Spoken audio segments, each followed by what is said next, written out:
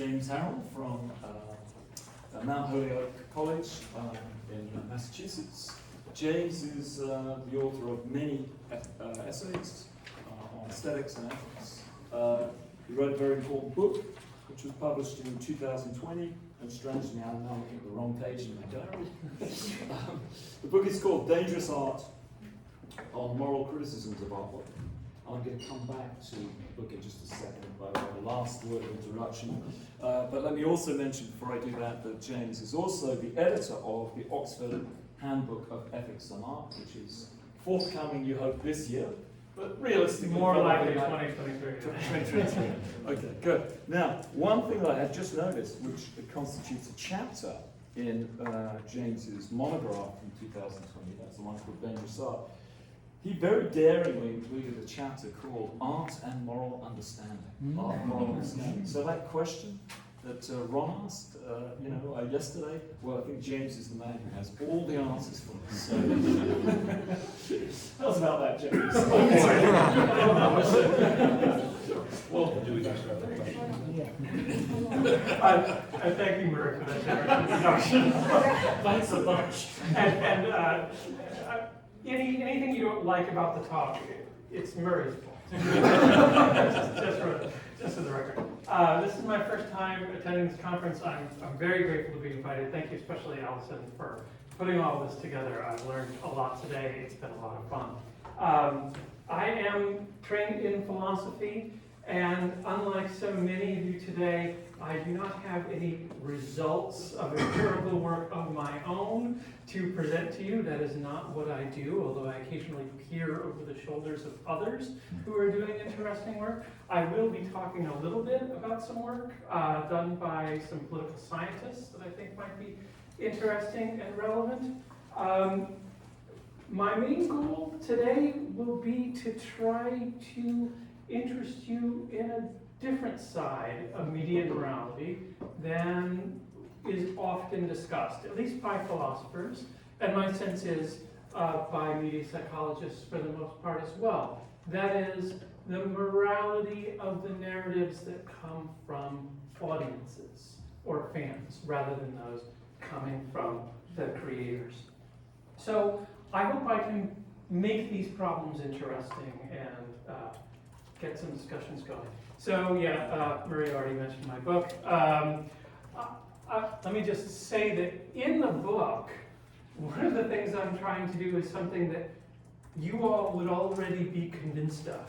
Many philosophers who work on ethics and art sort of think that it's possible to talk about the ethics of an artwork without ever talking about the empirical results of how people are actually affected by their engagement with artwork. There's even a kind of dismissive attitude by some philosophers about those questions, that we should just look at the artworks themselves and we can look. And so in the book, one of the things that I tried to do is to say, no, you can't just look at the artworks themselves. You actually have to look at the work being done by psychologists and sociologists and people in communication studies and others. So here's a quick outline of the talk. I'm going to begin with an example, a very recent one, of fans talking back to artists, as it were, and communicating a moral idea to artists. Then I'm going to turn to some research by Joshua Kalla and David Brookman on what they call their non-judgmental exchange of narratives. I am going to give a quick overview and summary. As I say, I'm not an empirical researcher, right? But I'll give you references if you want to. Please don't. What I'm trying to say is, please don't pepper me with questions about the details of their study. I'm the wrong person to ask. It does look really interesting. Taking that model, I'm then going to explore a couple of possibilities. One, very briefly, that I'll touch on is the possibility of audience-audience exchange of narratives in moral discourse, following their model. And then most of the time I'll spend on the second possibility, which is audience-artist exchange, like in the Lizza example at the beginning. I'm going to raise some concerns about audience-artist exchange, some potential problems for thinking about moral discourse in this way, and I'm also going to talk about some possible benefits, right, potential for audience-artist exchange. Okay, so as I assume everyone here knows, Lizzo's most recent album, Special, came out this summer, and it featured, among many other things, a song called Girls, which was quite controversial upon release. So it featured, right at the beginning of the song, this is the first verse, this term here, which was called out by disability activists as derogatory language. So Hannah Divney is a disability rights activist who has cerebral palsy. And she tweeted this at Lizzo on June 11th, so you can see, and talked about her disappointment. She also wrote at much greater length in a column she does for CNN about her unhappiness with the use of the term. And as you can see, it got quite a few retweets and got taken up. And to me, quite surprising, and also surprising apparently to her, it was taken up by Lizzo.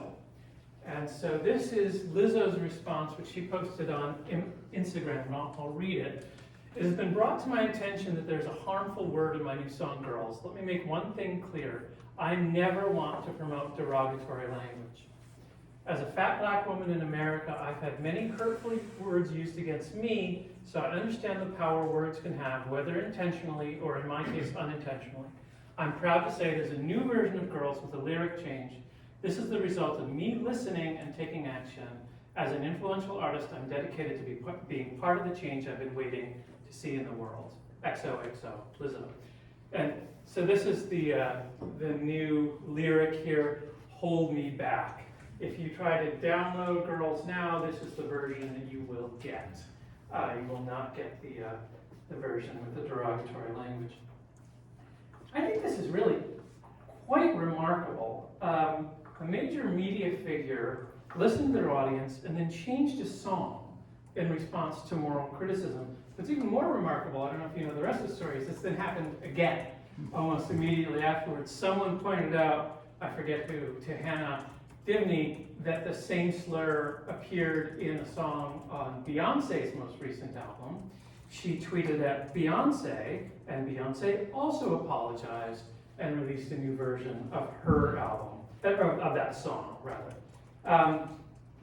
Now, these changes, I want to say, are not entirely without controversy. It's easy to kind of look at this and just say, well, this is obviously a good thing. But as I'm going to show later in the talk, it's not obvious.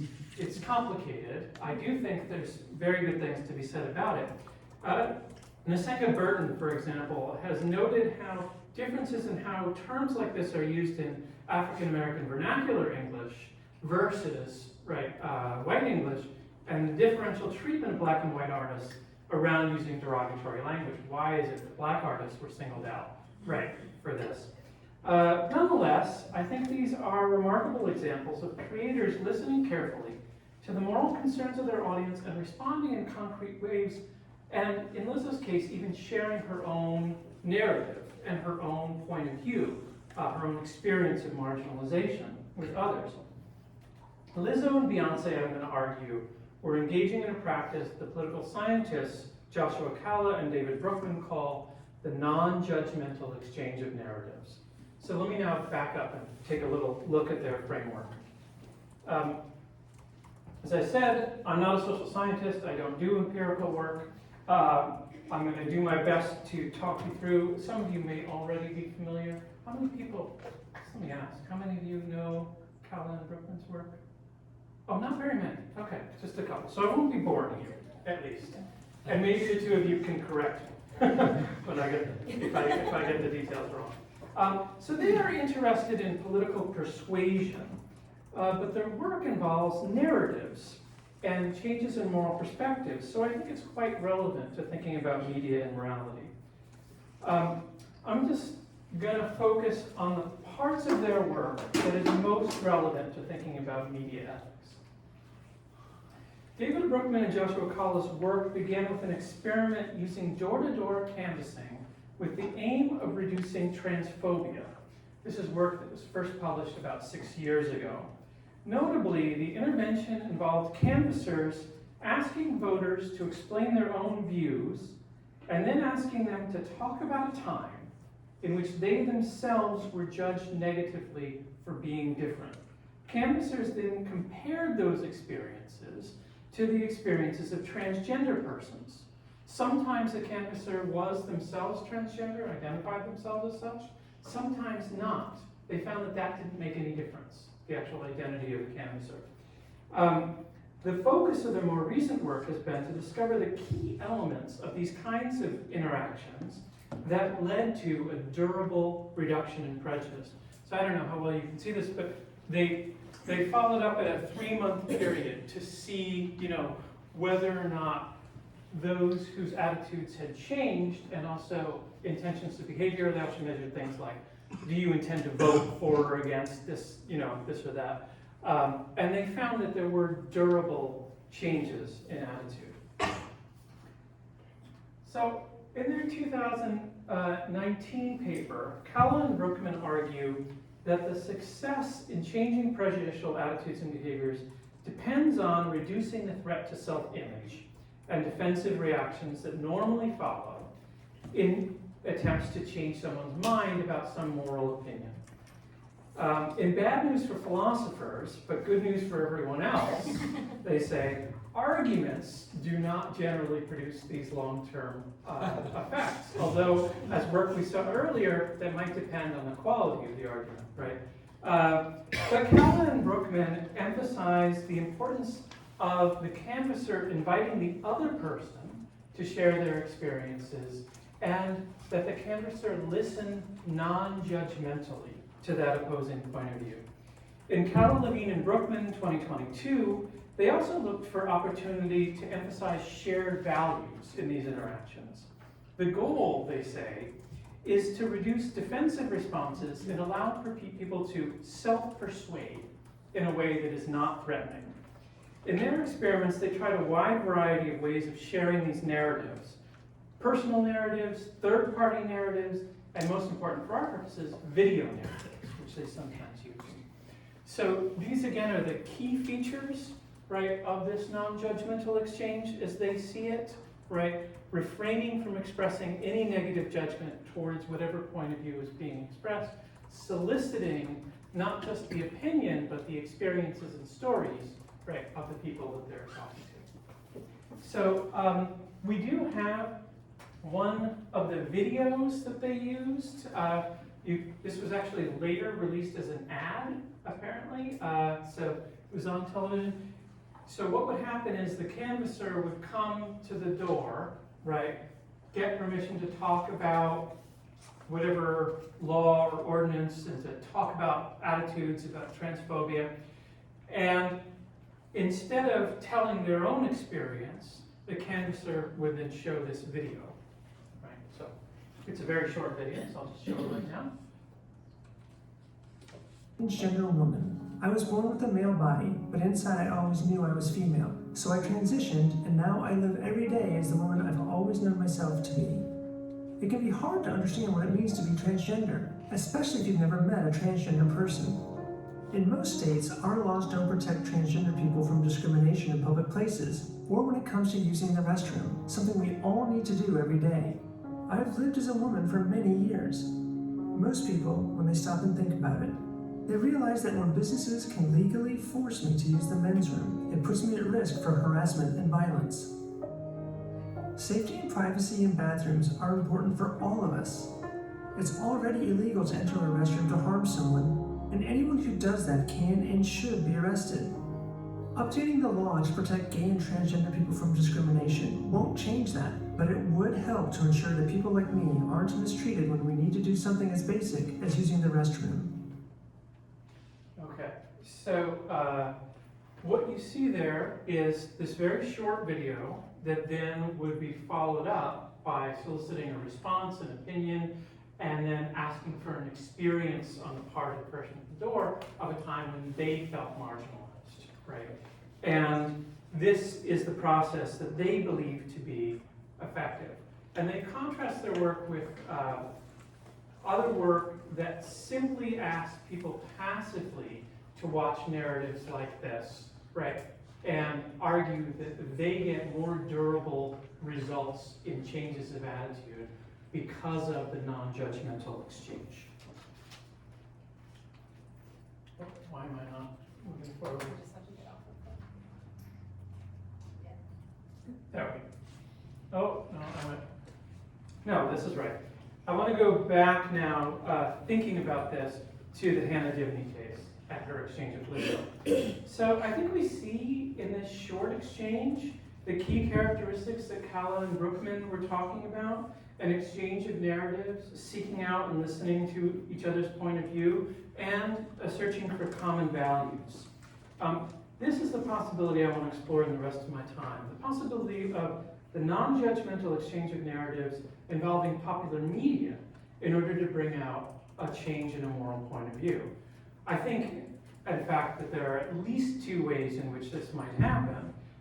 It can happen by audience members exchanging narratives with one another, or it can happen by audience members exchanging a narrative back to the artist or creator. Okay.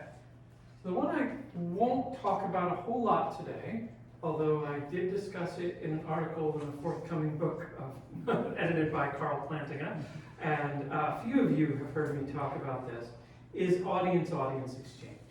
So in this article, I talk about audience members who use movies and other visual narratives as sites for moral learning.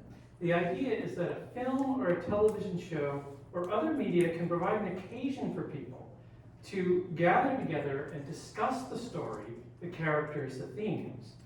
But the media is, in one sense, passive. It doesn't itself generate the moral learning that goes on in the conversation.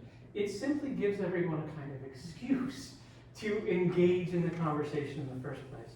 So Jacqueline Bobo has done research in particular on the movie The Color Purple, and has done studies of Black women's responses to this. Now, one of the things that got her interested in it is that she, and many critics, believe that morally this is a pretty flawed film, morally and otherwise. It's pretty muddled, it's pretty ham-fisted in places, but it's also, I don't know if any of you have seen it recently, it's got weird comic bits that don't make a lot of sense, that seem to undercut things. She has a lot of criticisms. And nonetheless, right, she wants to talk about what a fruitful occasion it can be, right, for people to get together and have conversations about racism. So she argues that for the women who get together and discuss this film, they end up not discussing the film itself so much as using the film as an opportunity to offer their own interpretations and their own experiences, and to learn from that. I'd be happy to talk more about that in the Q&A, but in the time that remains, I'm going to focus on audiences speaking back to artists. And I'm going to talk about this in three ways. First is what I'll call petitioning. So petitioning, sorry? It's just with the letter P sometimes. I thought my lanyard was bumping into the other. I'll be careful not to have a plosive P. There we go. It's a terrible thing to do on purpose. I apologize. No, it's 100% me.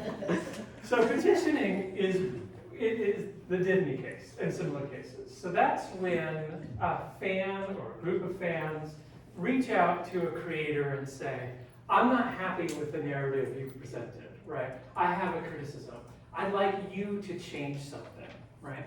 Now, it could be going back and changing a song, but in a serial narrative, it could be, I want you to change future episodes, right, to correct the direction that this character arc is going in, or something like that, right? But it's specifically asking the creators to change something that they are doing, right?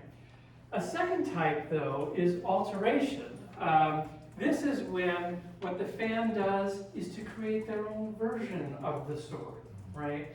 So it is now incredibly easy for someone with a little bit of familiarity with computers and film editing software, right? If you can edit your own home movies, you can edit your favorite episode of your favorite show, and you can cut out elements that you don't like. If you're more ambitious, you can film new scenes and put them in. So you laugh, but this is widely done, right? You can just record your own version of Lizzo's song, right, with the changes that you'd like to see. So that's what I'll call alteration. And the final, which is really quite similar to alteration, is what I'll call addition. And this is when what fans do is to create a new work taking place in another artist's fictional world. So this is a shot of a homemade Star Trek episode, right? These are amateurs. It doesn't look homemade. It does if you actually watch the episode. And it's surprisingly good. They put a lot of work into these things, right? And this is an attempt, right, to add to the larger world, not by altering a specific, pre-existing work, but often working with existing characters or existing storylines and so on. And it's a chance for the audience to reshape, right, parts of the world in ways that they would prefer. I'm going to be focusing on recent changes and the way that technology makes all these things possible, but I just want to point out, fans speaking back to artists is not a new phenomenon, right? So Louisa May Alcott complained in her diaries about people who wrote to her because they wanted so badly for Jo to marry Laurie in Little Women, right? How could they not be married, right? And bothers me too. But she resisted, right? She absolutely refused, and she was annoyed at the fans that were writing to her.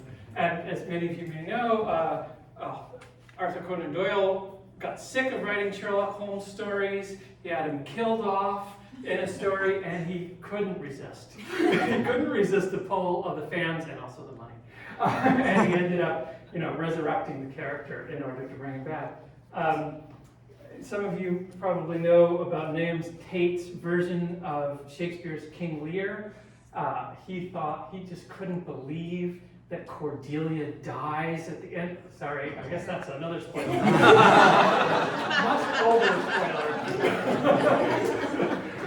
How can Cordelia Lear die? It seemed to him incredibly unjust, so much more tragic than any other truth. So he just rewrote it. He kept about 80% of the dialogue, but the ending is completely different.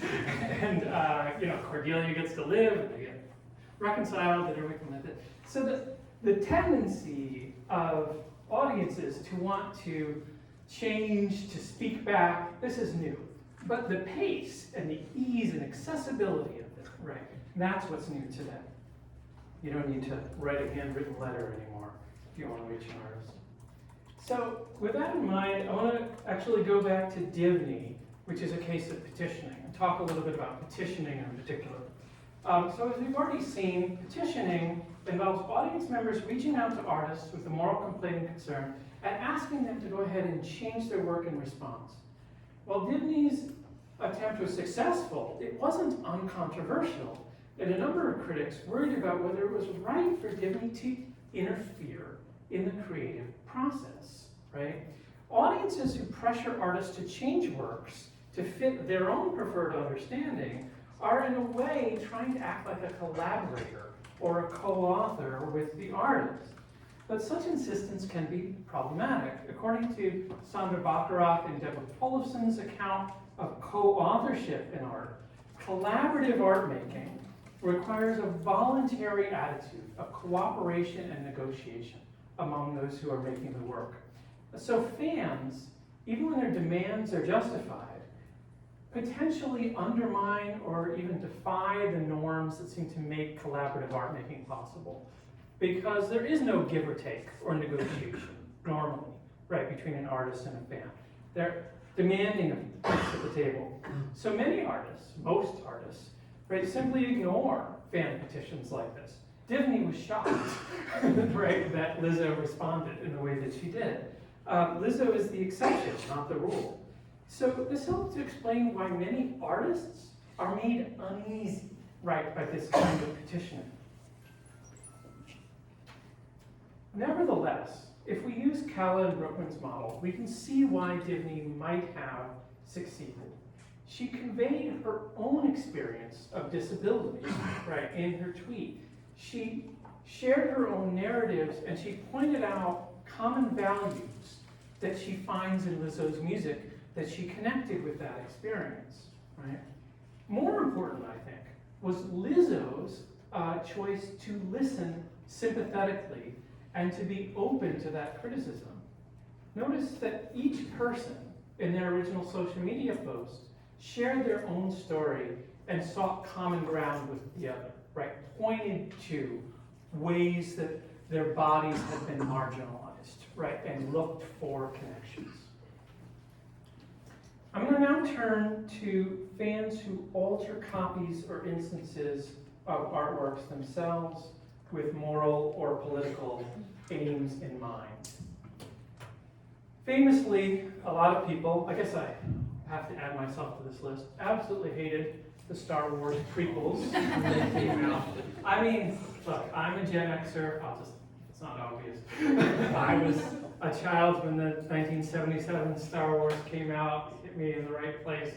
When 1999 rolled around, oh man, the disappointment. On many, many levels, right? So, not long after the film was released on home video, Mike J. Nichols, who was himself a film editor, although not of Star Wars movies, and producer, took it upon himself to re-edit The Phantom Menace. He had mainly aesthetic concerns in mind. He thought that the film dragged. He thought that many of the funny bits weren't funny at all. And he thought that there was no arc for the Anakin character, no character development at all. He just lucked into one thing after the other. So he made a number of changes, and he shortened the film, and he released it and called it The Phantom Edit. Right? And this, by the way, it's almost impossible to get a hold of today. It's not legal, for one thing. Right? But even illegally, people are loath to get rid of it. But a dam burst after that, right? After The Phantom Edit came out, everyone started doing their own edits, right? The Phantom Menace. It's also the timing of the technology. This is just when it became accessible for non-professionals to do this kind of thing, to get a DVD or a digital copy of a movie and just start making changes, right? And making it better. Many people were critical of the ethnic and racial stereotypes in the movie, right? Anti-Semitic characterization of, I think his name is Watto? Yeah. And the anti-Asian stereotypes, and I've forgotten the name of this species here, doesn't matter. Right? The point, I wasn't going to go rewatch Phantom Menace probably, sorry. I like you, but there are limits. The point is that these changes, right, were done with moral reasons in mind. The idea was to make a version of Phantom Menace that people could enjoy, right, and that wouldn't offend, that seemed, rather than playing into stereotypes and prejudice, to potentially combat them.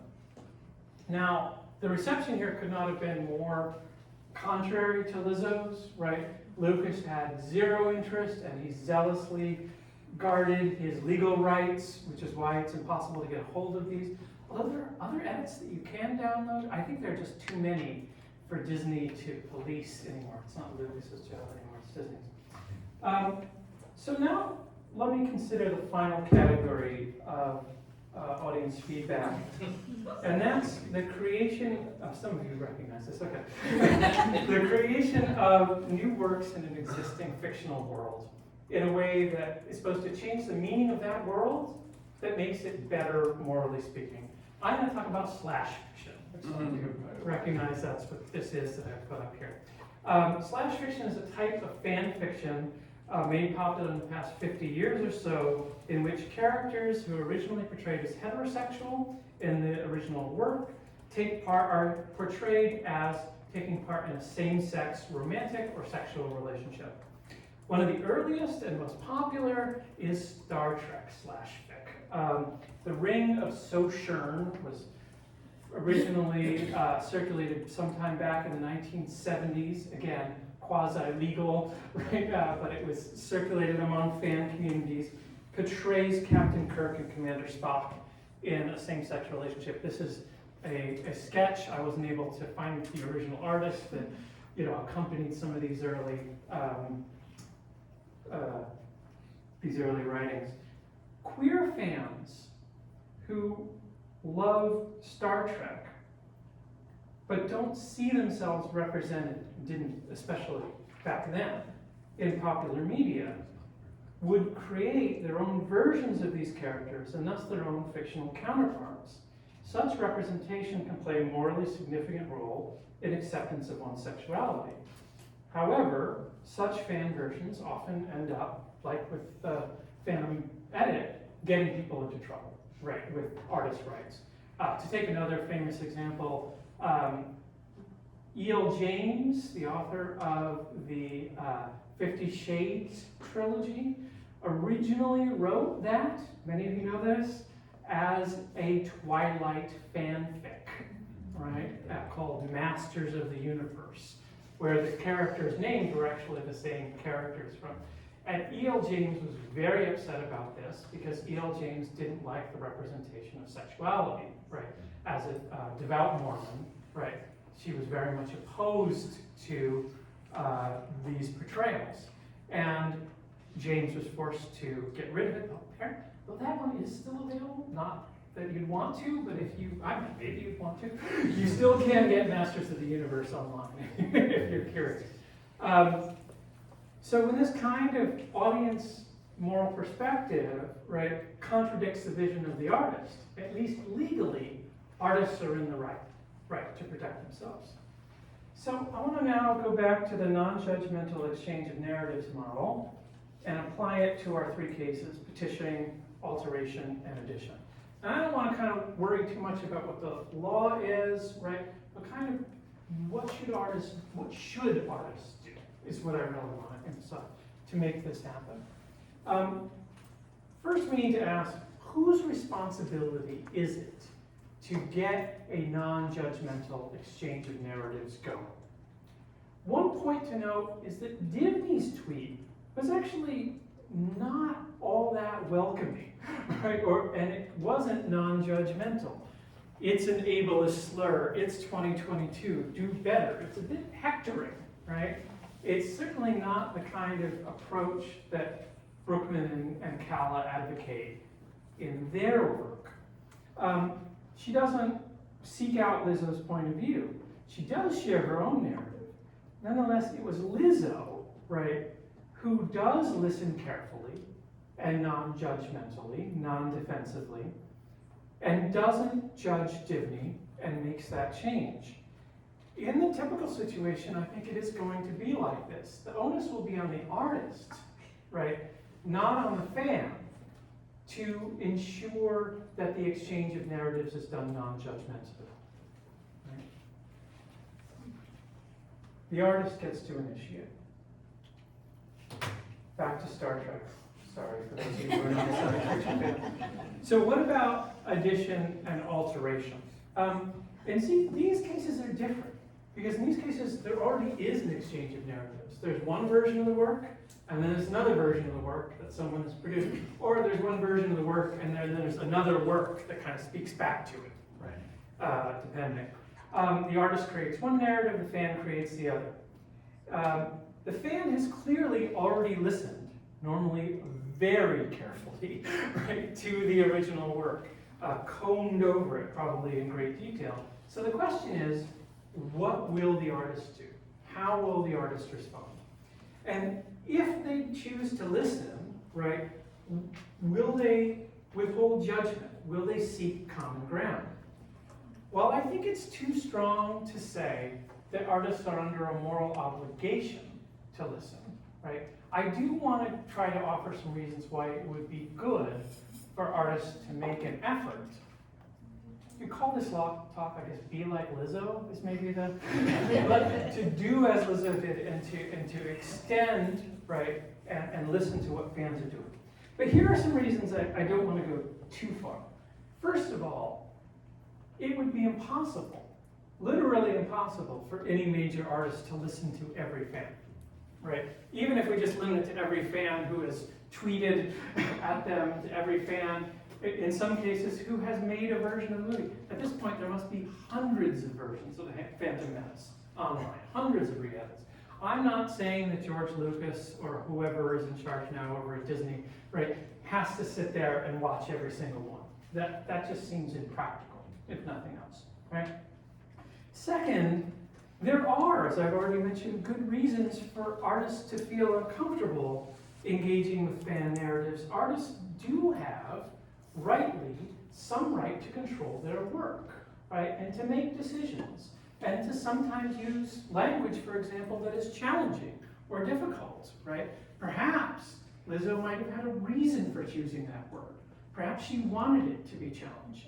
I don't think that was the case in this instance, right?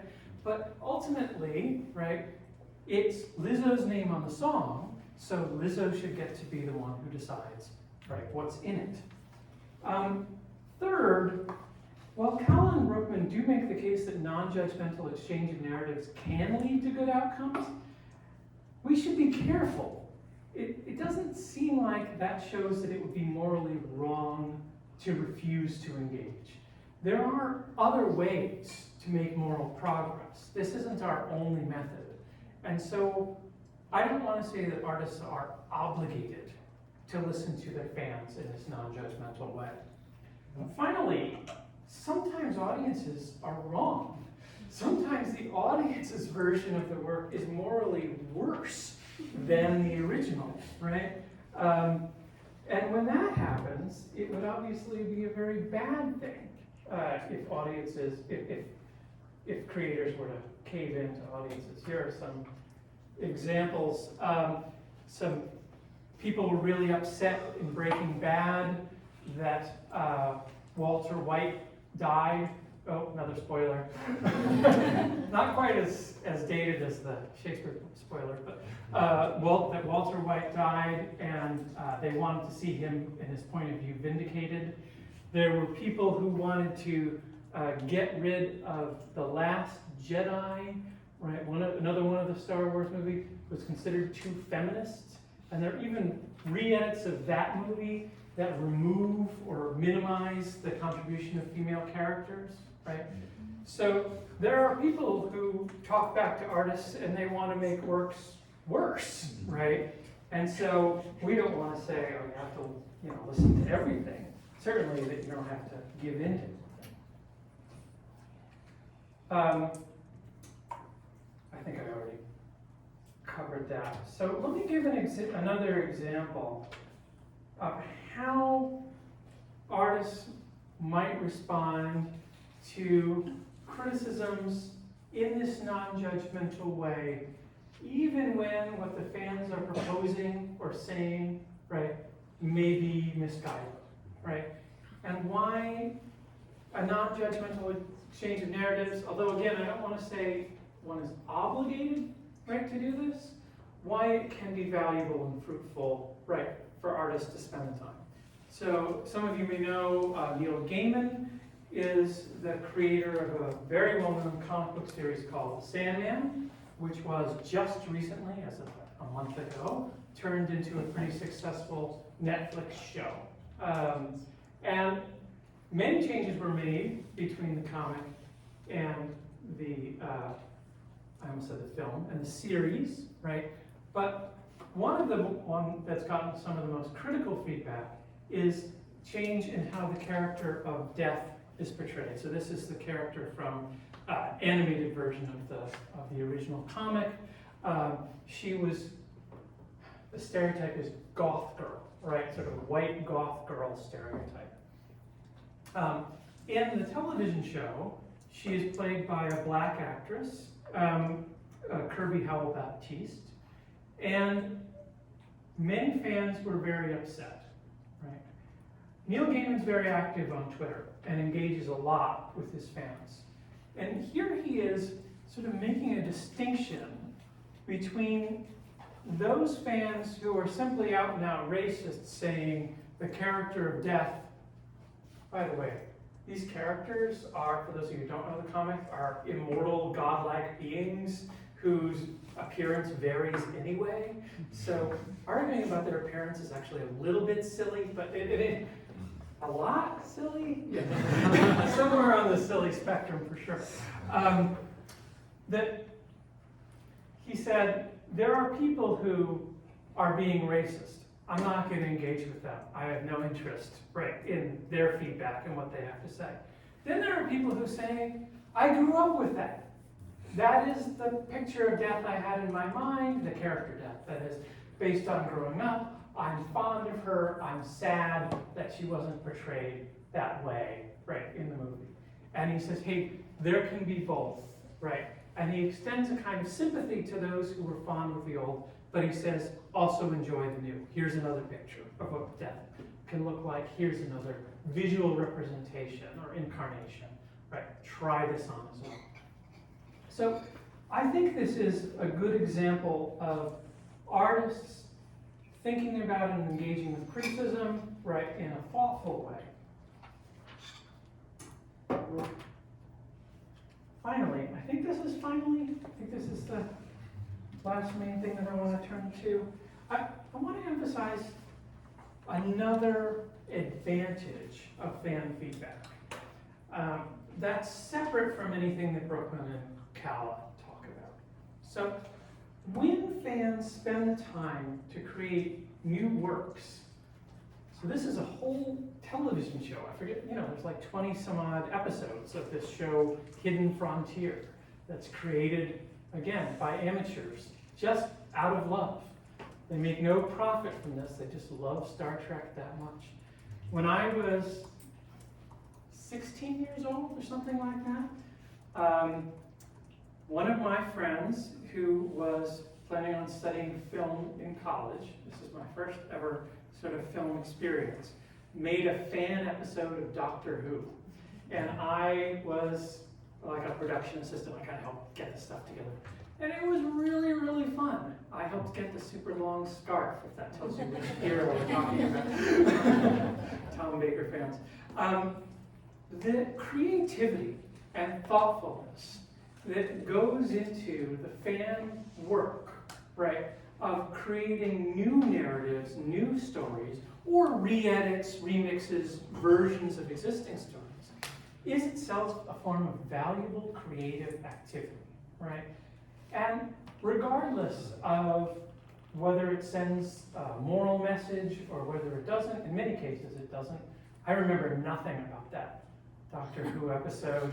I don't even know, I think it aired on a local PBS station one time.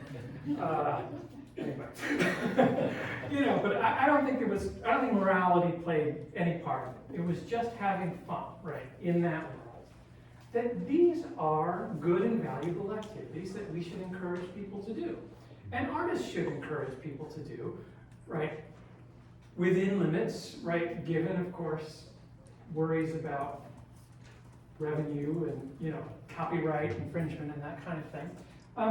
That we should see these things as valuable. Dominic McIver-Lopez has argued in his recent book that the wide variety of different practices in and around the arts that people engage in involve valuable aesthetic skills.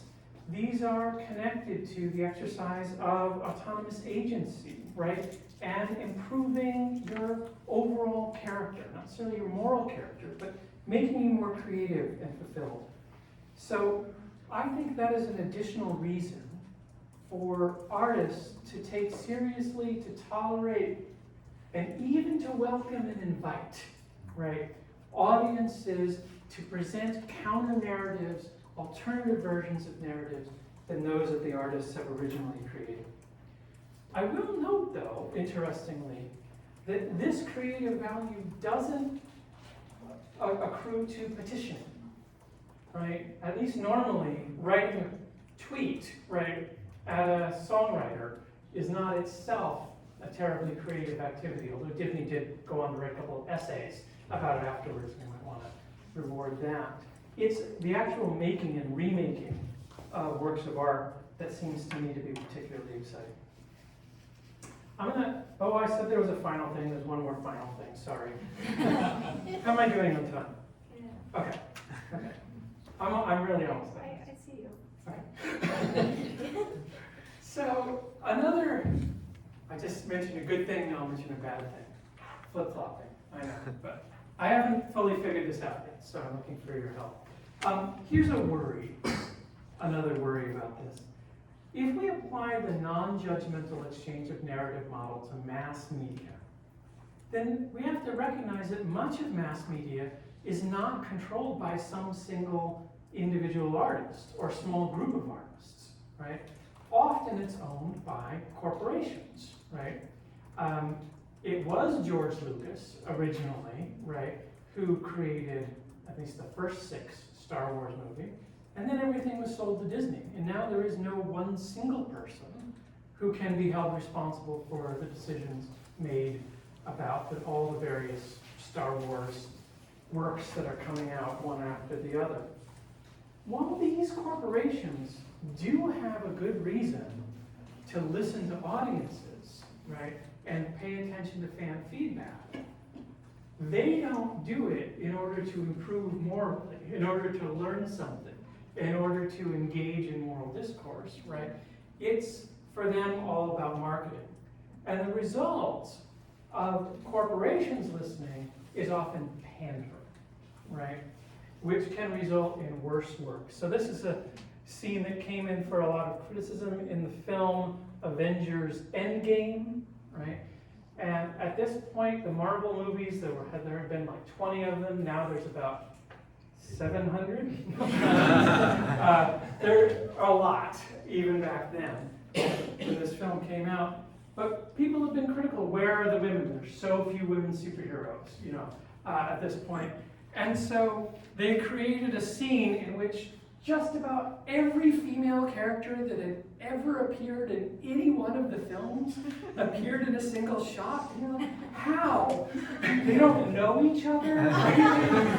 It made no narrative sense, right? And it was clearly, I suppose I don't really know about the process that went up actually, but it strongly seems, right, to be an attempt to rebut criticism, right? Oh, there are women in these films, they do have agency, they do something important. But this is garbage. This has no genuine moral value. There's nothing about this that is enlightening. So here are my tentative conclusions. I think that the non-judgmental exchange of narratives can occur either between audience members or between artists and audience. I think non-judgmental exchange between fans and artists has potential to enrich moral dialogue. And I think it's something that I'd like to see studied more and understood. What happens? What can be learned? Are there durable effects and durable changes that can come about as a result of these kinds of exchanges? Artists have real legitimate concerns sometimes not to want to listen in this way, and there are limits, practical limits anyway, to just how much they can do. Such listening, however, has a potential to encourage more creative activity, which is a good thing, right? And to kind of democratize things, to bring more people into art making. That's good. So the overall idea is that narratives produced by fans in response to popular art are deserving of our closer attention. So, thanks everyone.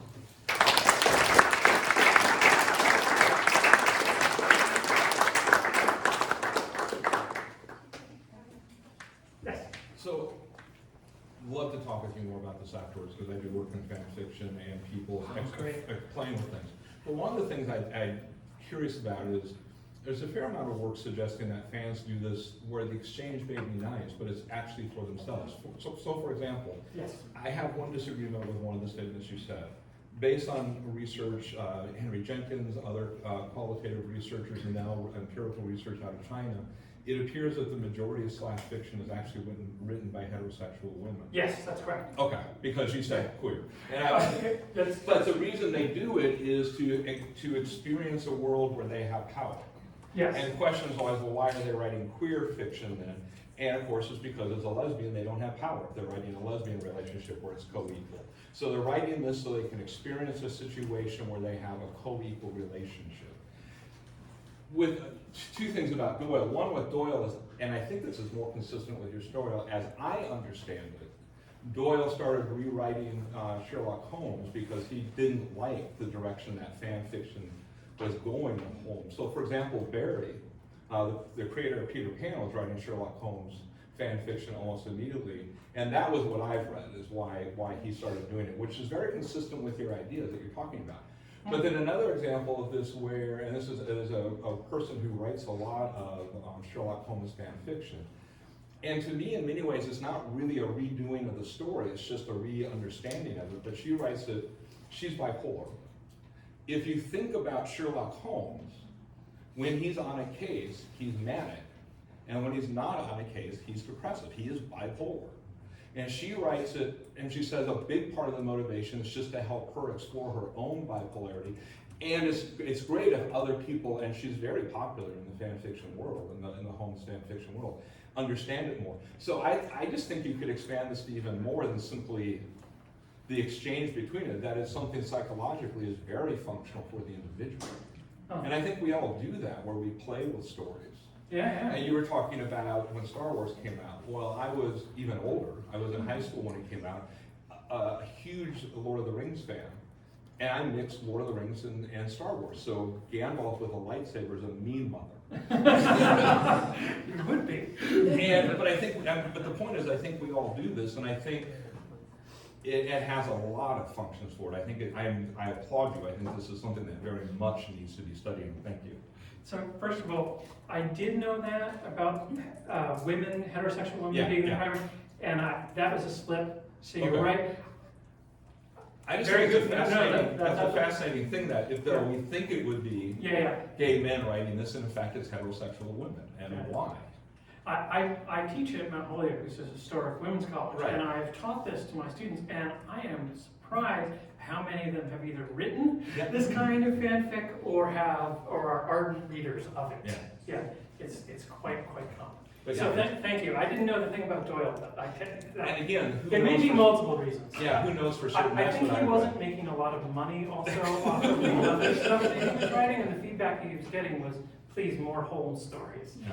So, Yeah, super interesting, thank you. I have like an audience orientation, I guess, and so my interest is it satisfying to fans when the artist does make a change in the direction that they were looking for, or is it always in the back of their minds that this isn't the real version? And this is coming from my personal experience with How I Met Your Mother, if everybody remembers when that ended, and everybody was really pissed that they killed off the mother character and Ted ends up with Robin. And so they actually made a new version where Ted ends up with the mother and the mother dying doesn't happen. And like that's my preferred ending, but I know that the real ending is the one that I don't like. And so therefore I don't actually enjoy the new ending. I don't rewatch How I Met Your Mother because it's still ruined for me, right? And so to what extent do fans accept the new ending as their headcanon versus keeping in mind that the original version was the real version, and what are some individual difference variables that might account for that? I was thinking of things like need for closure or ability to suspend disbelief, and just wondering if you'd thought about reactions to the actual change after it happened.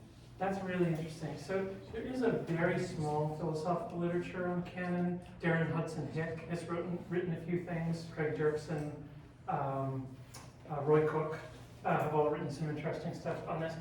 And I don't know if this is going to be very helpful, and of course I haven't done the study, right? But I would just say that one thing that strikes me is it seems that some fans really do want an official stamp of approval from the original creator, right, for their vision. And so Roy Cook has written about Marvel's no prizes. Do you know about this? So not the Marvel movies, but the actual comic books. They used to have a column in the back where they would call for fans to help them fix problems. Say in one comic book written by one person, a character was left-handed, and in another comic book he was shown as being right-handed, they would say, fix this. It was usually something bigger than that. And the fans would come up with an explanation, and then they'd write it into a story. And fans loved that. I mean, if you're a real Marvel Comics fan and your solution gets picked and made canon, you know, that's really, really satisfying. But there are, and you mentioned this, there are also subcultures of fans that want to create their own canon, their own fan canon or head canon. I guess fan canon is appropriate here, right? Because it's shared. And they don't particularly want or care if the original artist is included. And in some cases, like with Harry Potter, they may intentionally not want the original artist to be included. And this partly gets into something I haven't talked about at all, although it's been mentioned a couple of times, which is the increasing attention that audiences pay to the personal characteristics of the artist. And so do they morally approve of the artist, right? So if you don't approve of Rowling, right, because of her transphobic comments, right, then that may also affect your view of her work, and you may not care whether Rowling approves of. It might even be a bad thing if Rowling likes your changes to Harry Potter.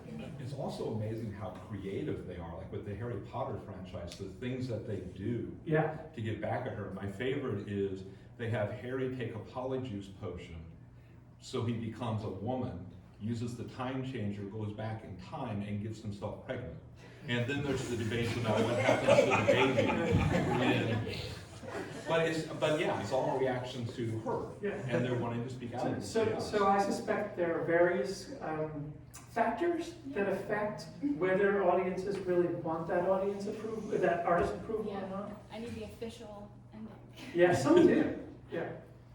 So I really love this connection you were drawing between the political canvassing work and the exchange between fans and artists. One difference that kind of strikes me between those two situations is that with the political canvassing, it's often playing out on this interpersonal level, so it's this private exchange between these two people, and it's sort of intimate in that way, whereas the exchange between the artist and the fan is very public, or typically playing out on this very public forum. And so I was wondering if you thought, like, do you think that changes the nature or the effectiveness of the interaction? Like, my thought is that it's sort of less authentic in the way that, like, corporations are behind a lot of these things. It's like, I don't know, is Lizzo's team actually the one crafting that tweet, and it has nothing to do with Lizzo changing her mind about anything? And so I was wondering if you thought about that. Are you saying I'm giving Lizzo too much credit? I want to believe that she believed it. Yeah. No, I actually was aware of it, but the way you put it is extremely helpful, the public versus private. It'd be surprising to me if that didn't make a difference. But I don't know exactly what those differences are going to end up being. I will say the thing I didn't talk about much, which is audience exchange, is more like the canvassing example.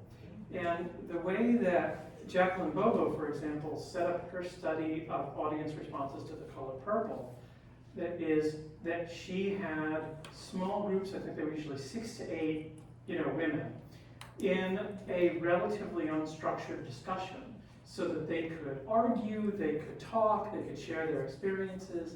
That more closely resembles the structure of Calvin Brookman's canvassing experiments, it seems to me. It's just much harder to imagine that happening between an artist and audience. Twitter isn't that nuanced. I don't know if you saw, but recently, this is kind of the opposite version of this. People are using AI to change the new Little Mermaid into a white character. Yes, I almost put up a slide about that. Yeah. I mean, it seems like the same type of process, but one you would categorize as highly problematic and one you would not. But I'm wondering if there are differences in actual motives behind it, or if, just different sides of the political spectrum are looking at these things differently. I mean, that probably actually would have been a better slide than this one. Right here, when I was trying to talk about cases where the changes that audiences seem to be asking for, right, are ones that would reinforce prejudicial attitudes, right, rather than combat them. And so I think the way I put the question is, well, again, Disney's a vast corporation. There's no one person in charge of Little Mermaid. But should the artists in charge care about something like that? And my initial response is no, right? There's no sense in which an attitude like that needs to be listened to. But there are other cases, and that's why I brought up the Neil Gaiman case, where there might be something more nuanced going on, where even if the other person is wrong, or you believe the other person to be wrong, an attitude of non-judgmental listening might be called for. And here I'm going to get a little John Stuart Millian, when there is genuine moral conflict and doubt about the right way to move forward, right? And even if you're convinced that you're right, you should be grateful for, right, the presence of contrary opinion, right? And you should attend to contrary opinion, right, with the knowledge that if your view is right, you're going to come away from exposure to that contrary opinion more firmly understanding why you're right, rather than being taken in by it. But, at the same time, something so superficial and so obviously racist like that, that's one of those places where I'm going to say, I don't want to say artists should engage with that stuff. That seems like not the best use of your time. Yeah, I wonder though, if, letting it go is more of a comment than engaging with it. Right, so maybe more good could come of dealing with it affirmatively and saying why that's wrong in this kind of. Yeah. So kind of piggybacking off of that, the last couple of questions, like the one perspective you took that I really liked was it's on the onus of the artist, right? Yeah. And how that morally enriches the dialogue, right? Do you think an artist getting involved can morally dilute the dialogue that's going on? So particularly by an artist getting involved, it makes the situation potentially worse rather than, I guess it's kind of the inverse of Matt's inverse to say that the artist getting involved and they actually have a really poor worldview with regard to some moral dilemma, and that makes the whole idea worse around that piece of art. There was a really nice profile of Neil Gaiman in the New York Times Magazine just a few weeks ago, 3-4 weeks ago. And he spoke about his experiences attending comic conventions in the 1980s, right? And his experience at comic conventions today. And he talked about how in the 80s there were about 2% of the fans were women or something like that who would actually attend, but that they would stand in line and come up to him and tell him stories about what the female characters in the comic meant to them that then impacted how he wrote about, how he thought about those things. So I think there are some models out there, in other words, for artist openness and engagement that are worth looking at. Yeah. Are we done? Yeah. Thank you so much.